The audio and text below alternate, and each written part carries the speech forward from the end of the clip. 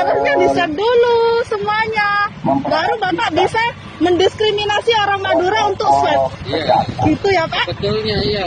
Besok kalau saya mau swab, saya harus punya data bapaknya yang swab. Suruh swab. Gimana? Iya. Ini bapaknya sudah swab belum? Belum. Sudah. Boleh lihat surat swabnya? Ada di rumah. Besok saya lihat ya.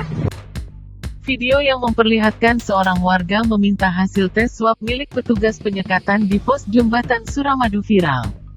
Rekaman tersebut tersebar luas setelah diunggah oleh sejumlah akun di media sosial. Seperti akun Instagram bernama @infomder. Video tersebut memperlihatkan seorang warga tengah merekam dua orang petugas. Satu petugas mengenakan pakaian coklat tua seperti petugas Satpol PP.